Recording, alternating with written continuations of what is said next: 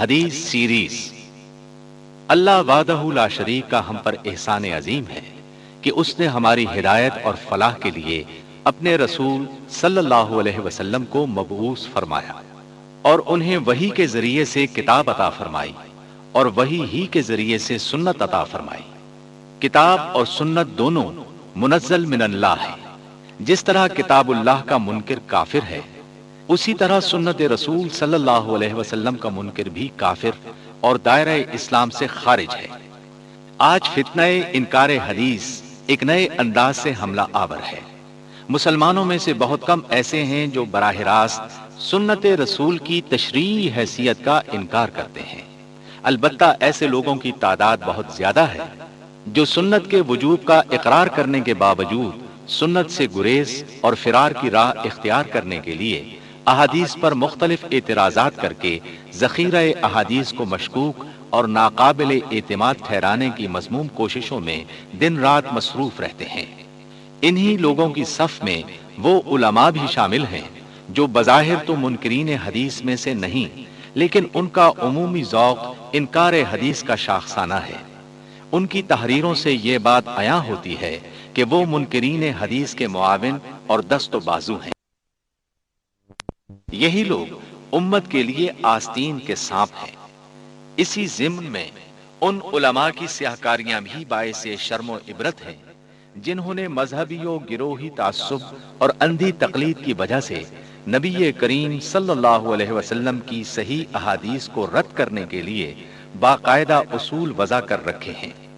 یہی وہ لوگ ہیں جن کی وجہ سے امت مسلمہ عظیم فتنے اور انتشار میں مبتلا ہے۔ منکرین حدیث نے انکار حدیث کا عظیم فتنہ کھڑا کر کے دین اسلام کے خلاف سنگین ترین سازش کا ارتکاب کیا ہے۔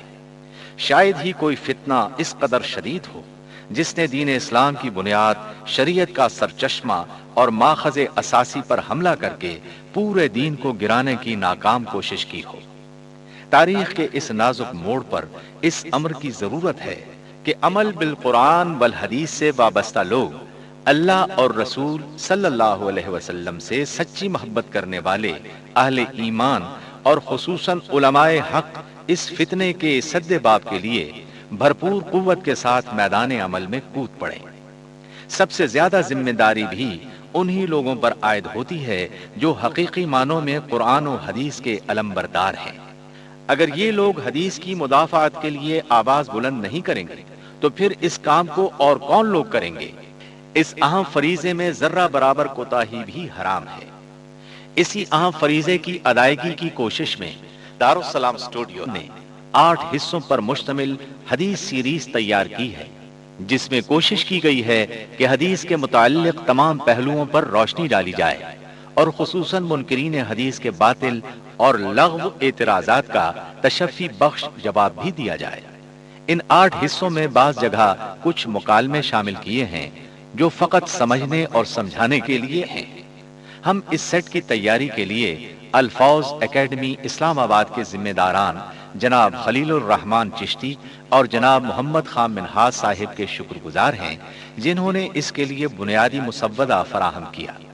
حدیث سیریز میں حدیث کی شرعی حیثیت، حدیث و سنت کا دائرہ کار، اصول حدیث، خبر واحد حجت ہے، اقسام حدیث اور ائمہ محدثین، فتنہ وضع حدیث، روایت حدیث کی تاریخ اور محدثین کے حالات زندگی، اور منکرین حدیث کے اعتراضات اور ان کے جوابات جیسے اہم اور علمی موضوعات کا تذکرہ کیا گیا ہے۔